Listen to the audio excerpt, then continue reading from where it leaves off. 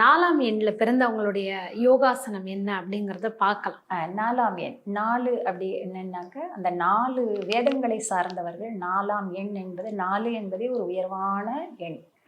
அப்ப இந்த 4 எண்ணில் பிறந்தவளுக்கு என்னன்னா ஒரு குறைந்தபட்சம் 4, 2, 8 ஆசனம், ஒரு 2 ஸ்டாண்டிங் ஆசனம், 2 சிட்டிங் ஆசனம், 2 லேயிங் ஆசனம், அப்புறம் அந்த 8 ஆசன பயிற்சி பண்ணினா போகிறோம். ஆசனஸோட பெயர் எல்லாம் சொல்கிறேன். விருக்ஷாசனம்னு ஒத்த காலில் நிற்கிறது முதல்ல. அது விருக்ஷாஸ் மரம் எப்படி ஒரு காலில் நிற்கிறது அதே மாதிரி விருக்ஷாசனம். ஏன்னா அந்த 4ங்கிறது என்னன்னா ரொம்ப 4 விதத்துலேயும் இந்த ரொம்ப என்ன சொல்கிறது பலவிதமான ஆசையையும் தூண்டி கொடுத்து அதுக்கப்புறம் அந்த ஆசையை அது எப்படி அனுபவிக்கிறதுன்னு தெரியாம தவிக்கிறதும் அந்த 4ஆம் நம்பருக்குரியவ தான். அது அந்த 4ஆம் நம்பர்ல பிறந்தவளை கேட்டால் தெரியும். அப்போ இந்த மாதிரி இந்த ஆசனம் விருஷாசனம், ஏன்னா மன ஒருமைப்பாட்டு விருட்சாசனம், உட்கட்டாசனம், அதுக்கப்புறம் இந்த ஜானுக்ரியான் இருக்கு, இந்த நீல் ரொட்டேஷன், என்ன அவளுக்கு இந்த நீஸ்லாம் நல்லா ஒர்க். அதுக்கப்புறம் திரிகோணாசனம் இருக்கு, திரிகோணாசனம்.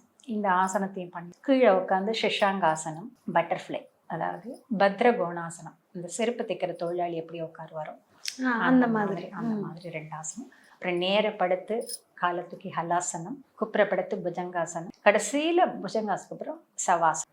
இந்த ஆசனத்தை பண்ணினாலே அவங்களுக்கு போதுமானது.